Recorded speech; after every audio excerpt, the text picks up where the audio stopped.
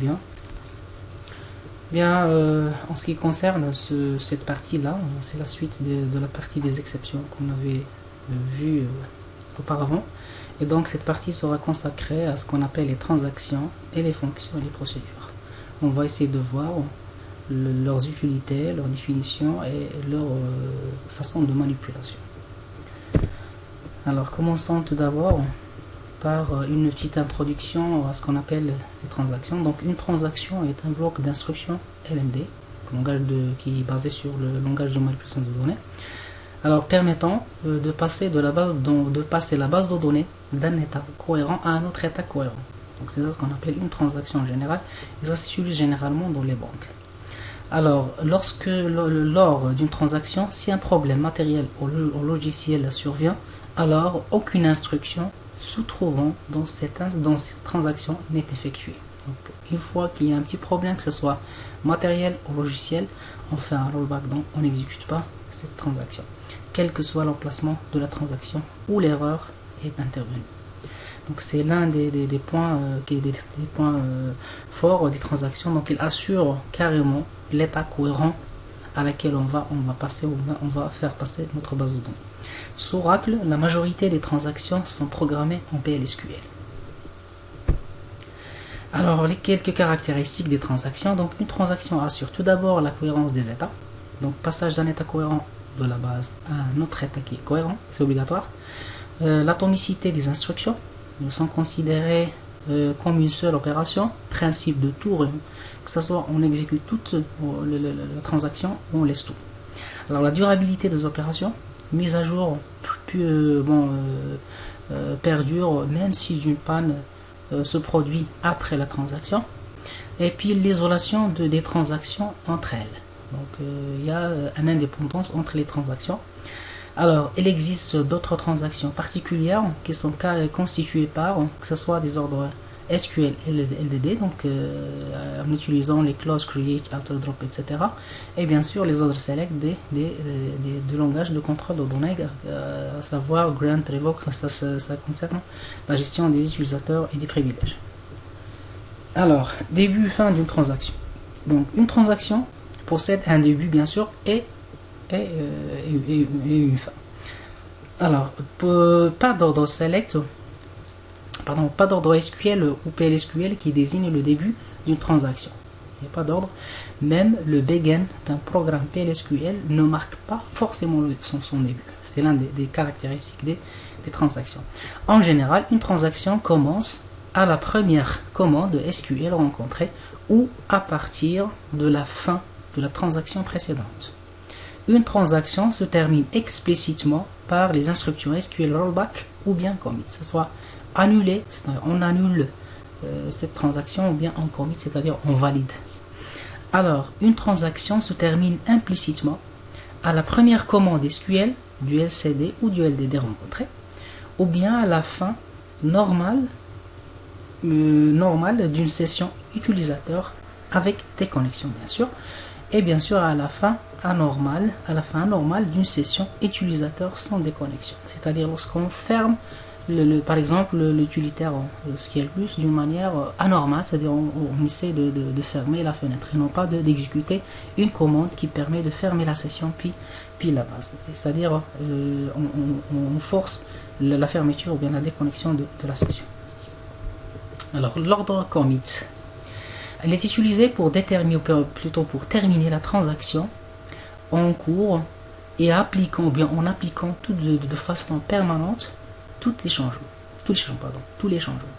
Alors, il est recommandé d'utiliser comme commit après chaque ordre instruction d'un langage de manipulation de données. Exemple, delete from employé. Donc, on essaie de vider la table employé. Voilà, donc il nous affiche le résultat, c'est-à-dire il a supprimé tous les enregistrements de la table. Et puis, pour valider cette requête, il faut appliquer un commit, sinon on applique un rollback. Donc là, on va garder les modifications portées à la table employée avec la clause commit.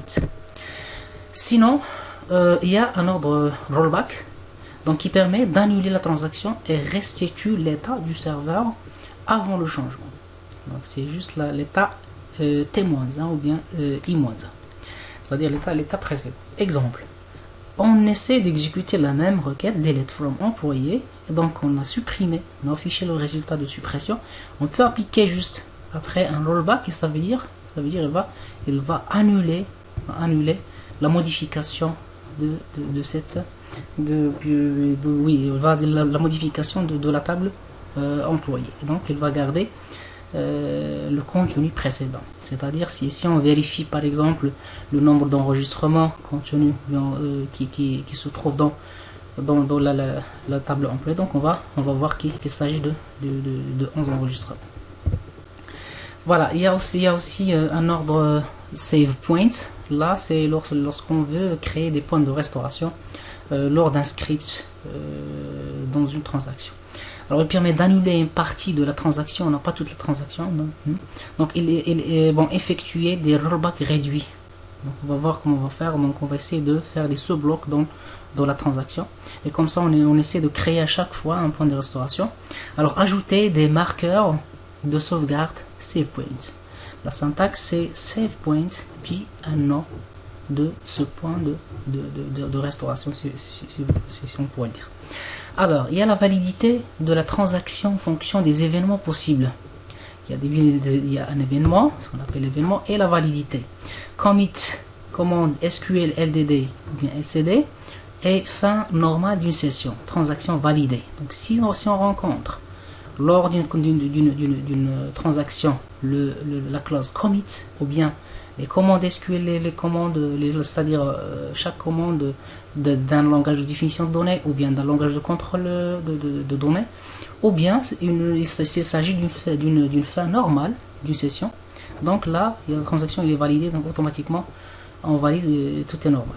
Alors, on effectue automatiquement ou bien implicitement un rollback suite à une fin anormale d'une session. Et donc là, on ne peut pas valider la transaction parce qu'on a forcé la fermeture de la session, et donc elle était fermée d'une manière anormale. Donc on ne peut pas valider la transaction. Exemple, commit, begin, insert into, table 1, value, end, et puis on essaie d'interroger la table ou le compte, bon, la table 1.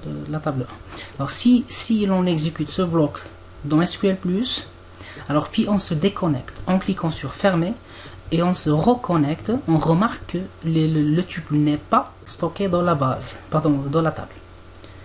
Voilà. Mais si l'on relance le bloc et on sort proprement de SQL+ avec exit request, c'est-à-dire c'est une manière normale de sortir de la session, et on se reconnecte, donc on voit que le tuple stocké doit être stocké désormais dans la table. Donc voilà, donc si on ferme la session, on se déconnecte de la session d'une manière anormale, donc on ne va pas sauvegarder la transaction. Sinon, si on se déconnecte d'une manière normale, donc on va effectuer, bien sûr, sous-entend implicitement un commit. Alors les contrôles de transaction. Parfois, il est nécessaire de découper une transaction en introduisant des points de validation ou bien des save points. Et donc c'est ça ce qui est très conseillé, surtout s'il s'agit des grandes transactions et on a peur quand même de tout perdre à la fois ou bien de tout exécuter à la fois. Donc on essaie de créer des points de restauration ou bien des points de validation, si vous voulez, en découpant notre script sous forme de blocs. Alors qui permettent d'annuler tout ou une partie des opérations d'une transaction. Donc voilà le code, un exemple d'un code PLSQL, et puis on va essayer de le commenter. Alors là, c'est notre script, c'est notre, si on pourrait le dire, c'est notre transaction. Alors on commence. Alors begin, on insère dans la table employée les valeurs suivantes. Donc première partie de la transaction, donc c'est une insertion dans la table compagnie. Alors là, on essaie de créer un save point ou bien un point de validation qui s'appelle P1, save point P1. Et donc, voilà le reste, la suite de notre transaction. Il y a un update de la table compagnie et on va mettre dans le champ numéro de rue 125 where compagnie égale France par exemple. Et un autre update compagnie qui concerne la même table, concerne cette fois-ci le champ, il y a la colonne ville. Cette ville égale Casa, where compagnie égale C1 par exemple. Deuxième partie de la transaction. Donc une transaction qui est composée de deux parties. Alors on crée un deuxième point de validation, delete from company where company gets. Donc ça c'est la troisième partie de notre transaction. Et là on fait un rollback to P1, deuxième et troisième partie invalide. Si la deuxième et la troisième partie invalide, donc on va mettre un point de validation. Donc on va retourner à save point 1 et donc on va annuler les deux dernières parties de notre transaction, mais tout en gardant la première partie. Même chose pour rollback to P2 si la troisième partie n'est pas valide. Donc si la troisième partie n'est pas valide, donc pas la peine de tout annuler. Donc on va essayer de restaurer notre transaction on va garder plutôt la première partie, la deuxième partie comme un commit, donc ils vont être validés, mais on va laisser la troisième qui est invalide. Et puis un rollback à la fin, tout a invalidé, c'est-à-dire on peut faire un rollback carrément, donc pour annuler la transaction, et puis un commit pour valider pour valider là où les sous-parties, et puis un autre end dans notre dans notre script PLSQL. Voilà donc généralement comment on peut procéder pour faire une transaction. Là il est conseillé d'utiliser des save points. Là c'est pour ne pas gaspiller beaucoup d'efforts et tout refaire à la fois. Alors les transactions imbriquées, donc voilà, donc on peut carrément faire des blocs imbriqués. Donc il est possible de programmer plusieurs transactions qui se déroulent dans des blocs imbriqués. Donc les mécanismes de cohérence, d'automaticité, de durabilité et d'isolation sont aussi respectés. Donc voilà, donc on peut le schématiser sous forme avec ces blocs là. Donc on peut avoir un bloc global qui contient à l'intérieur, donc on fait à l'intérieur des sous-blocs. Chaque bloc peut avoir un sous-bloc. Donc la notion de transaction accepte la notion des sous-blocs.